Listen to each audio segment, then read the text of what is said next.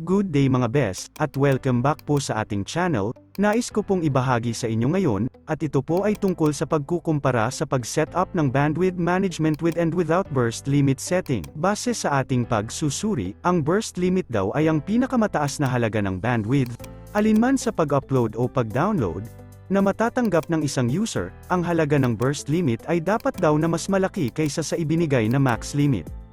But for the meantime, test muna natin ang ating existing setup. Ang gamit natin na user is nakalimit lamang into 5 Mbps, at naka-allocate sa bawat routes tulad ng sa streaming, browsing, speed test, Mobile Legend, at download. As we observe, sa starting pa lang ng ating speed test, ay mapapansin na kaagad natin na pumapalo lang siya hanggang up to 4.83 more or less kasi nga, nakalimit lang siya into 5 megabits per second. So now, what about sa setup with burst limit? This time, kukopyahin muna natin ang ating script, at i-edit na lang natin. Anyway mga bes, sa mga hindi pa nakapagpanood kung paano mag-allocate ng bandwidth, ay ilagay ko na lang ang link ng video sa description, at kung hindi ka pa nakapag-subscribe, pakihit na lang po ng subscribe button sa baba, para naman lagi kayong updated sa mga susunod pa nating bagong videos. As of this moment, gamit ang Sublime Text, dito natin modify ang ating script, so ngayon balik tayo sa simple cues at e-edit natin ito. Pwede tayong pumili dito, so ito na lang sa speed test. Kung makikita nyo dito mayroong burst limit setting, mag-input lang tayo dito ng 8 megabits per second both upload and download.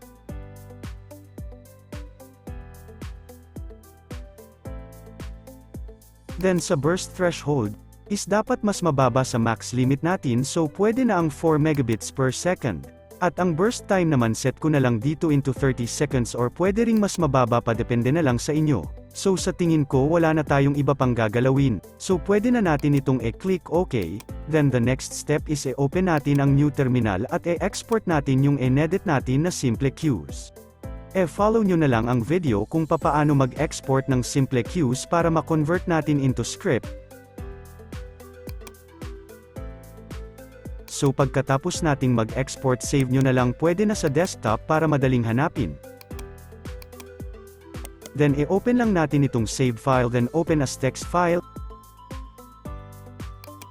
Kopyahin lang ang line na may burst limit, burst threshold, and burst time, highlight, then copy and i-paste natin ito sa old script natin. Pwede na yung i-insert ito bawat allocated routes at pwedeng i-adjust ang burst time into 6 na segundo. But for this video tutorial, first i-paste ko dito sa parent queue at another burst limit para sa speed test route natin. Once matapos na ating ma-edit ang script na ito, pwede na natin itong kopyahin at i-input sa user profile ng hotspot server. Then ang naka-highlight na ito ay pwede nang i-remove at i-paste natin yung bago nating na-edit na script. So I believe completo na. Then pwede nang i-apply, then click OK. So ngayon para mag-take effect, disconnect and reconnect muna tayo. Refresh natin tong portal, para ma-reconnect ang account natin. Okay, then check natin dito sa simple cues, if nag-reflect na ba dito yung burst setting natin. Now, pwede na tayong mag-speed test. Tignan natin kung ano ang kaibahan pag may burst limit. As we can see mga bes, pumapalo na kaagad siya hanggang 8 megabits per second, kumbaga, para siyang nakainom ng energy drink, at naka-accelerate siya for 30 seconds, and once maabot na niya ang burst time limit, ay dahan-dahan siyang bababa at maglalaro na lang sa naset nating burst threshold limit na 4 megabits per second, but since 30 seconds yung time na naset natin, ay hindi natin makikita ang kanyang pagbaba. But since, sa ating setup is ang naka-burst lang is yung ating parent queue and speed test route. Kaya, kahit mag-download pa tayo, ay walang magaganap na burst, kahit sa browsing at streaming routes unless gusto mong lagyan ng burst setting. Pero sa tingin ko mga bes, ay malaking may tutulong ang burst limit, lalong-lalo na pag ikaw ay may isang malaking network. Kahit nga ako mga bes, gusto ko rin talagang masaksihan o makita kung ano kaya ang magaganap pag ma-reach na ang burst time limit. Kaya, reduce natin ang time limit from 30 seconds to 3 seconds na lang itong sa parent queue at sa speed test routes. At sa burst threshold I will leave it as is as 4 megabits per second.